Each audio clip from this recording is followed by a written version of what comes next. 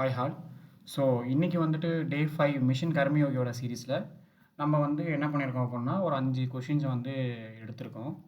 So இந்த 5 questions என்ன பண்ணுது அப்படிங்கிறது நம்ம வந்து டிஸ்கஷன் பண்ணலாம். இதோட டிமாண்ட் என்ன, கொஷினோட டிமாண்ட் என்ன அப்படிங்கிறது ஒரு அவுட்லைன் மட்டும் தருவோம். ஸோ இதுக்கப்புறம் இதோட டிஸ்கஷன் வீடியோ நெக்ஸ்ட் வீடியோவில் வரும். So day 5 the mission Karmayogi ethics mains UPSC series question and answer direction by Praveen. This is the very important and crucial role play பண்ணுது இல்லைங்களா? ஸோ அப்படி இருக்கும்போது ஃபஸ்ட் கொஷின் நம்ம பார்க்கலாம். ஃபஸ்ட் கொஷின்ஸ் என்ன சொல்கிறாங்க அப்படின்னா, so examine the multidimensional of ethics mentions how do கல்ச்சருடைய நார்ம்ஸ் அண்ட் பர்சனலுடைய perspective intersect to shape our understanding of what is morally right or wrong அப்படின்னு கேட்குறாங்க. ஸோ அப்போ இதோடைய டிமாண்ட் என்ன அப்படின்னா, so multidimensional approaches nature of ethics என்ன அப்படிங்கிறது அதோட ஃபஸ்ட் பாயிண்ட்டாக இருக்கும்.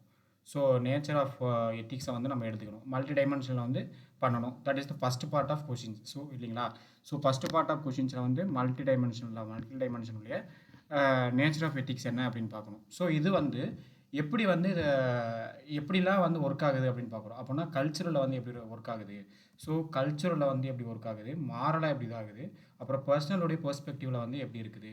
ஸோ இதெல்லாமே பண்ணதுனால எது மாரலாக ரைட்டு, எது ராங்காக இருக்க போகுது அப்படிங்கிறத நம்ம வந்து இந்த மாதிரி டைமென்ஷன் வந்து இந்த கொஷின்ஸ் வந்து எழுதணும். ஸோ இதில் வந்து 2 பார்ட் கொஷின்ஸ். ஸோ செகண்ட் வந்து பார்த்தீங்கன்னா அனலைசிஸ்ன்னு கேட்டிருக்காங்க. ஸோ அனலைசிஸ் அப்படின்னா நம்ம எதை அனலைசிஸ் பண்ணணும் அப்படின்னா, ஸோ எத்திக்கலுடைய கன்சிடரேஷன்ஸ் எடுக்கும்போது ஹியூமன் ஆக்ஷன்ஸோட இம்பேக்டெல்லாம் என்ன இருக்குது, நம்ம எத்திக்கலாக ஒரு டிசிஷன்ஸ் எடுக்கும்போது எந்த மாதிரியான இதெல்லாம் நம்ம ஹியூமனுக்கு வந்து இருக்கக்கூடிய பிரச்சனைகள் என்ன, ஸோ அதோடைய கன்சிடரேஷன்ஸ் என்ன அப்படிங்கிறத ஃபஸ்ட்டு பார்ட்டாக வைக்கணும். செகண்ட் என்னன்னா சேலஞ்சஸ் கேட்குறாங்க. ஸோ இதோடைய சேலஞ்சஸ் என்ன இருக்குது, ஸோ இதோட சேலஞ்சஸ் வந்து எப்படி இருக்க போகுது, சேலஞ்சஸ் பண்ணுறதுனால இதோட வேல்யூஸ் அண்ட் எத்திக்ஸை வந்து கவர்மெண்ட்டில் வந்து எப்படி இதாக போகுது, ஸோ இதை வந்து இருக்கிறதுனால இதுக்கு நீங்கள் என்ன மாதிரியான சஜெக்ஷன்ஸ் கொடுக்கலாம், ஸோ மெஷர்ஸ் எந்த மாதிரி கொடுக்கலாம் அப்படிங்கிறது இதில் வந்து 3 பார்ட் கொஷின்ஸ் இருக்குது. ஸோ ஃபஸ்ட் பார்ட் எடுத்துட்டோம் அப்படின்னா, ஸோ இதோட எத்திக்கல் இம்ப்ளிகேஷன்ஸ் என்ன அப்படிங்கிறத பார்க்கணும். ஸோ இம்பாக்ட் என்னன்னு பார்க்கணும். செகண்ட் வந்து சேலஞ்சஸ் பார்க்கணும். தேர்ட் வந்து பார்த்தீங்கன்னா சில சஜெக்ஷன்ஸ் மெஷர்ஸ் கொடுக்கணும். 3 பார்ட் கொஷின்ஸ்.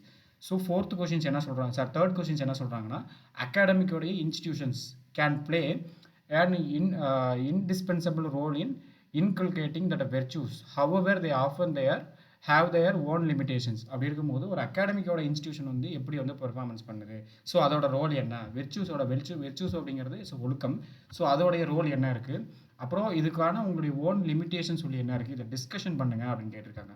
ஸோ இந்த கொஷினோடைய நேச்சர் என்னென்னா டிஸ்கஸ் பண்ணுங்க அப்படின்னு சொல்லி இதில் பேசியிருக்காங்க. இதுலேயுமே 2 part questions. So fourth question என்னென்னா, the global stage is increasingly interconnected and the spread of democratic attitudes is becoming more important than ever before. So to what extent can social influence and persuasions be effective in building democratic attitudes at the global stage? Substantiate your answers with relevant examples. கொடுங்க. அப்போ global ஸ்டேஜில் நீங்கள் என்ன பண்ண போகிறீங்க, so உங்ககிட்ட வந்து நான் கொடுத்துருக்கேன், எத்திக்ஸை கொடுத்துருக்கேன், இதை வந்து குளோபல் ஸ்டேஜில் இருக்கிறத வந்து எப்படி டெமோக்ராட்டிக்கோடைய ஆட்டிடியூடுக்கு தகுந்த மாதிரி நீங்கள் கொடுக்க போகிறீங்க அப்படின்றத கேட்குறாங்க.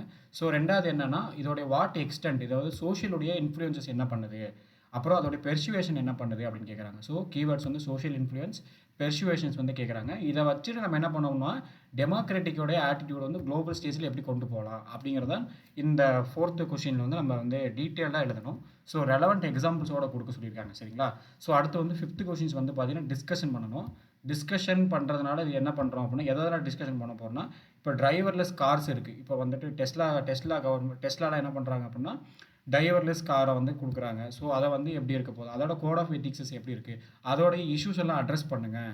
ஸோ இதோட இஷ்யூஸ் எல்லாம் அட்ரஸ் பண்ணுங்கள். ஸோ இதோட சேஃப்டி இஷ்யூஸ் எதெல்லாம் சேஃப்டி, ஸோ அதுக்கு தகுந்த மாதிரி டிசிஷன்ஸ் மேக்கிங்கான அல்காரிதம் எப்படி கொடுக்க போகிறீங்க, ஸோ அது மூலமாக லைபிலிட்டி எப்படி இருக்க போகுது, ப்ரைவசி எப்படி இருக்க போகுது, இதெல்லாமே வந்து எத்திக்கல் பெர்ஸ்பெக்டிவில் டிஸ்கஷன் பண்ணுங்கள். ஆல்ரெடி நமக்கு வந்து சயின்ஸ் அண்ட் டெக்கோட கொஷின்ஸ் தான், பட் இருந்தாலுமே இதை எத்திக்கல் பாயிண்ட் ஆஃப் வியூவில் நீங்கள் எப்படி டிஸ்கஷன் பண்ண போகிறீங்க அப்படிங்கிறத டிஸ்கஸ் அப்படின்னு கேட்டிருக்காங்க. ஸோ இந்த 5 கொஷின்ஸுமே கொஞ்சம் ஈஸி தான், ஏன்னா வந்து நம்ம படிச்சிருப்போம், நேச்சர் ஆஃப் எத்திக்ஸ் நம்ம படிச்சிருப்போம். ஸோ எத்திக்கலுடைய கன்சிடரேஷன்ஸ், ஹியூமன் ஆக்ஷன்ஸ் எப்படி இருக்குங்கிறத நம்ம படிச்சிருப்போம். சேலஞ்சஸ் என்னென்னு கொடுக்கணும், சப்ஜெக்ட் கேட்டிருக்காங்க. ஸோ அகாடமிக்கோட இன்ஸ்டியூஷன் வந்து எப்படி ப்ளே பண்ணுது அப்படிங்கிறத கேட்குறாங்க, டிஸ்கஸ். ஸோ அதுக்கப்புறம் குளோபலுடைய ஸ்டேஜ் எப்படி இருக்குது அப்படிங்கிறத கேட்குறாங்க. ஸோ அதே மாதிரி டைவர்லெஸ் கார்ஸ் சயின்ஸ் அண்ட் டெக்கில் வந்து இருக்கக்கூடிய இதை பற்றி நம்ம கேட்கும்போது இது எத்திக்கல் பெர்ஸ்பெக்டிவில் கோட் ஆஃப் எத்திக்ஸ் என்ன சொல்லுது அப்படிங்கிறத இந்த செட் ஆஃப் பாயிண்ட் வந்து நம்ம ரெகுலேட் பண்ணுறது மூலமாக இந்த கொஷின்ஸ்க்கு வந்து எஃபெக்டிவாக நம்மளால் பாயிண்ட் ஜென்ரேட் பண்ணி அதை வந்து கொடுக்க முடியும் அப்படிங்கிறத ஐடியா. Thank you all.